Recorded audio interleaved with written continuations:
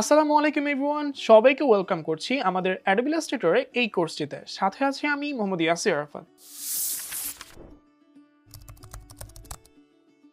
বিগত বেশ কয়েক বছর আমি ইন্ডাস্ট্রিতে কাজ করছি একজন ইলাস্ট্রেশন আর্টিস্ট হিসেবে। যদিও আমি আমার ক্যারিয়ারের শুরুটা করেছিলাম গ্রাফিক ডিজাইন সেক্টরটি দিয়ে।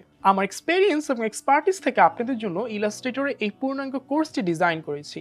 সো যারা ইলাস্ট্রেশন নিয়ে কাজ করছেন কিংবা কাজটি যারা শিখতে চাচ্ছেন তাদের জন্য এই কোর্সটি হতে পারে একটি গোল্ডেন অপরচুনিটি। সো চলুন দেখে নেওয়া যাক আমরা এই কোর্স থেকে কি কি শিখবো। বাট তার আগে আমাদেরকে জেনে নেওয়া লাগবে যে এই কোর্সের জন্য আমাদের কি কি ইকুইপমেন্ট আর ডিভাইস প্রয়োজন হতে পারে। আপনি এখানে একটি পিসি ইউজ করতে পারেন আর একটি ল্যাপটপ ইউজ করতে পারেন একটি অপটিমাইজড কনফিগারেশনের। তো এইখানে আমরা কিন্তু ইলাস্ট্রেটর সফটওয়্যারটিকে ইউজ করব টোটাল এই কোর্সের মধ্যে। সো আপনি চাইলে এখানে আপডেট ইলাস্ট্রেটর সফটওয়্যারগুলোকে ইউজ করতে পারেন, কজ এখানে অনেক বেশি ফিচার ইনক্লুডেড থাকে। বিগিনার অবস্থায় আপনি চাইলে কিন্তু মাউস দিয়ে কাজ করতে পারেন, বাট অল্টারনেট হিসেবে একটা সময় যদি আপনি পেইন্ট ট্যাব আর গ্রাফিক ট্যাব নিয়ে নেন সেটা কিন্তু আপনার কাজে অনেক বেশি বেটার রোল প্লে করবে। আমি পার্সোনালি হুইয়ন ব্র্যান্ডের H1161 এই মডেলটি ইউজ করছি। আমার কাছে মনে হচ্ছে এই মডেলটি আমার জন্য অনেক বেশি ভালো কাজ করছে। আপনারা চাইলে কিন্তু অ্যাফোর্ডেবল প্রাইসের মধ্যে পেইন্ট ট্যাব আর ডিসপ্লে ট্যাবও ইউজ করতে পারেন। এই ক্ষেত্রে প্রাইস রেঞ্জের মধ্যে আমি যদি একটু মেনশন করি, আপনারা কিন্তু 4000 টাকা থেকে ম্যাক্স 6 ডিজিট পর্যন্ত আপনারা এই ট্যাবগুলো পারচেস করতে পারেন। সো প্রথমেই আসি আমাদের কোর্সে ইন্ট্রোডাকশন পার্টে। আমরা দেখব যে কিভাবে আমরা এই কোর্স থেকে বেটার একটা রেজাল্ট পেতে পারি, অ্যান্ড দেন কিভাবে আমরা ওয়ার্কিং পাথ, ক্যারিয়ার গাইডলাইন এবং লার্নিং স্টেজকে ফলো করতে পারি। তো আমরা কিন্তু এখানে ফার্স্ট অফ অল ইলাস্ট্রেশনের টুল সেটগুলো নিয়ে ডিসকাশন করব।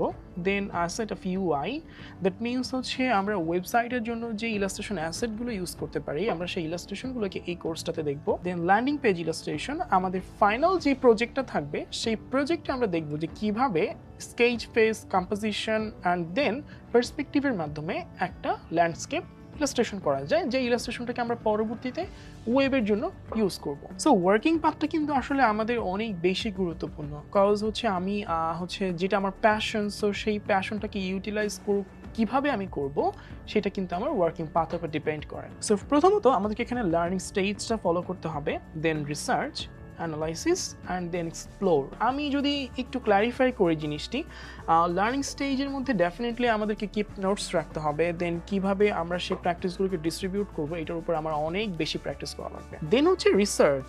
একটা টপিক এক্সপ্লোর করার জন্য কিন্তু রিসার্চটা অনেক বেশি ইম্পর্টেন্ট, কজ যেমন আপনারা এই কোর্স থেকে যখন টপিকগুলো শিখবেন তখন কিন্তু সেইটা থেকে আপনাদেরকে রিসার্চ করার প্রয়োজন হবে। ধরুন আপনি বিগিনার, সো বিগিনার থেকে যখন আপনি টুল সেট আপনার আয়ত্তে চলে আসছে, দেন আপনার সিকোয়েন্সটা আপনি সব কিছু আপনার আয়ত্তের মধ্যে নিয়ে আসছেন, তখন কিন্তু আপনাকে রিসার্চ করে ইলাস্ট্রেশনের নেক্সট লেভেলে যেতে হবে।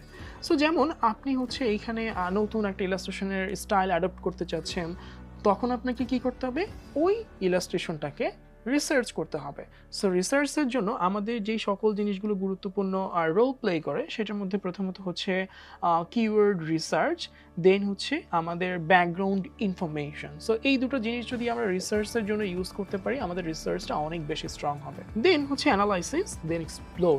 সো এইভাবে আমরা যদি আমাদের ওয়ার্কিং পাথে আমরা learning, research, analysis and then explore এই 4টা জিনিস ফলো করতে পারি, আমাদের ওয়ার্কিং পাথটা অনেক বেশি সাকসেসফুল হবে। সেকেন্ডে আসি ক্যারিয়ার গাইডলাইন। আসলে আমরা তো ইলাস্ট্রেশন কোর্সটা শিখছি, রাইট? সো এই কোর্স শিখে আমরা আমাদের ক্যারিয়ারে কি কি রোল প্লে করতে পারবো, কিংবা রোল প্লে করার জন্য কোন অবজেক্টগুলো অনেক বেশি এফিসিয়েন্ট রোল প্লে করে সেটা আমরা দেখে নিই। প্রথমত analytical abilities and good visualisation. So definitely আপনাকে কোনো একটা প্রজেক্ট শুরু করার পূর্বে আপনাকে অ্যানালাইটিক্যাল পাওয়ারটা নিজের মধ্যে নিয়ে আসতে হবে।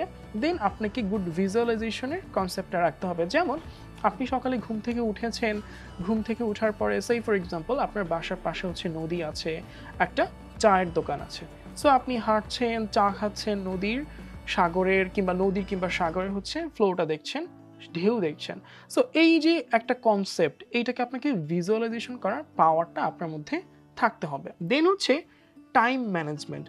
এই জিনিসটা আমাদের সবচেয়ে ইম্পর্টেন্ট এই জন্যই যে যখন আমরা একটা ডিজাইন করি, সো টাইম ম্যানেজমেন্টটা কিন্তু এখানে আমাদের অনেক বেশি ইম্পর্টেন্ট। সো আমরা যদি ওয়ার্কিং ফ্লোগুলো মেনটেন করি আমাদের কিন্তু টাইমের কনজিউম অনেকটা এখানে কমে যায়। সো এইখানে আমি একটা জিনিস মেনশন করে দিয়েছি, you will work smarter to do more in less time, not harder. That means আমরা এখানে স্মার্ট ওয়ার্কটা করব, হার্ড ওয়ার্কটা এই জন্যই করবো না কারণ হার্ড ওয়ার্ক করে এখানে আসলে খুব একটা বেশি রোল আপনি এখানে বেশি এফিসিয়েন্ট কিছু পাবেন না, বাট আপনি যদি কাজটা ডিস্ট্রিবিউট করে নেন স্মার্ট ওয়ার্কের মাধ্যমে সেটা আপনাকে অনেক বেশি বেটার রেজাল্ট দেবে। দেন আছি communication skill and team spirit. এটা কিন্তু অনেক ইম্পর্ট্যান্ট একটা জিনিস, কজ হচ্ছে একটা টিমের মধ্যে যদি হচ্ছে কোহেসিভ কমিউনিকেশনটা থাকে সেক্ষেত্রে কিন্তু টিমটা অনেক ভালো গ্রো করতে পারে, রাইট? সো এই ক্ষেত্রে আপনার ক্যারিয়ার গাইডলাইনের মধ্যে যদি আপনি analytical abilities and good visualisation, time management and communication skill আর টিম স্পিরিট এই তিনটা জিনিস রাখতে পারেন, আপনি ডেফিনেটলি এখানে একটা সাকসেসফুল ক্যারিয়ার রোল করতে পারবেন। দেন লার্নিং স্টেজের মধ্যে অনেক ইম্পর্টেন্ট কিছু টপিক এখানে আমরা ডিসকাশন করব। So take notes with pen and paper, distribute practice, study sleep, more study, use brain breaks to restore focus, stay hydrated and learn information in multiple ways. So এখানে আমি যদি take নোটসের ব্যাপারে একটু বলি, আমরা দৈনন্দিন যেই সকল জিনিস শিখছি আমাদের প্যাশন রিলেটেড সেই জিনিসগুলো আমরা জাস্ট নোট করতে পারি এবং আফটার 1 মান্থ যখন হচ্ছে এটাকে আমরা লিস্টেড করব তখন কিন্তু কি আমাদের অনেক কিছু দেখতে পারবো যে আমরা অনেক কিছু শিখেছি। বাট আমরা যদি নোটসটা না রাখি তখন আলটিমেটলি যেটা মনে হবে আমি কিন্তু সব পারি, আমার কিন্তু নোটসটার প্রয়োজন নেই, এই ধরনের টেন্ডেন্সিটা আপনার মধ্যে কি যখন চলে আসবে তখন কিন্তু আলটিমেটলি আপনার আফটার 1 মান্থ আপনি দেখবেন যে আপনার কিছুই মনে নাই। সো ডেফিনেটলি আপনি যখন কোনো কিছু শিখবেন সেটাকে নোটস করে রাখার ট্রাই করবেন। দেন ডিস্ট্রিবিউট প্র্যাকটিস, আপনি যে জিনিসটা নোট ডাউন করবেন চেষ্টা করবেন সেটাকে মাল্টিপল ওয়েতে প্র্যাকটিস করার জন্য, ঠিক আছে? দেন স্টাডি স্লিপ, মোর স্টাডি, কজ হচ্ছে আপনার ব্রেন কিন্তু সবসময় হাইড্রেটেড থাকে না, ঠিক আছে? সো এখানে আপনাকে স্টাডি করতে হবে। একটা হচ্ছে সার্ভে আছে, আপনি যদি কোনো কিছু শেখার পর মিনিমাম 10 থেকে 12 ঘন্টা ঘুমিয়ে নেন, যে জিনিসটা আপনি শিখেছেন সেটা আপনার ব্রেইনে অনেক বেশি স্টেবল থাকে। সো দেন হচ্ছে use brain ব্রেকস two restore focus. আমাদের ব্রেইন কিন্তু সবসময় আসলে কার্যক্ষমতা থাকে না ব্রেইনে, রাইট? কোনো কিছু যখন আমরা মাত্রাতিরিক্ত ফোকাস দেই একটা সময় কিন্তু আমাদের কি ব্রেইনটা আর স্টেবল থাকে না। সো আমরা যদি স্টেপ বাই স্টেপ ব্রেক নিয়ে কোনো কিছু শেখার চেষ্টা করি তখন কিন্তু এটা আমাদের মধ্যে অনেক বেশি স্টোর থাকার ট্রাই করে। স্টে হাইড্রেটেড, আপনি যদি হাইড্রেটেডই না থাকেন সো আপনি কিভাবে কোনো কিছু শেখার মজা পাবেন, ঠিক আছে? সো ডেফিনেটলি আপনাকে হাইড্রেটেড থাকতে হবে কোনো কিছু শেখার ক্ষেত্রে। দেন হচ্ছে learn information in multiple ways and connect what you learn with something you know. এইখানে আপনি যদি একটা জিনিস মাল্টিপল ওয়েতে রিসার্চ করে শেখার চেষ্টা করেন, যেমন আপনার মেন্টর আপনাকে একটা জিনিস শিখিয়েছে, আপনি সেই জিনিসটাকেই যদি মাল্টিপল ওয়েতে শেখার চেষ্টা করেন, লাইক হচ্ছে আমি আপনাকে কিছু ইলাস্ট্রেশনের টুলসের শিখালাম, দেন ফাইনালি আপনাদেরকে একটা প্রজেক্ট করালাম, সেই প্রজেক্টটা আপনি যদি করার পর আপনার সেই টুলসেটগুলো দিয়ে যদি ডিফারেন্ট প্র্যাকটিসগুলো আপনি করতে পারেন সেক্ষেত্রে আপনি অনেক বেটার রেজাল্ট পাবেন। So thanks for staying with us, আজকে এই পর্যন্তই, দেখা হচ্ছে নেক্সট লেসনে। সেই পর্যন্ত সবাই অনেক ভালো থাকবেন। আসসালামু আলাইকুম।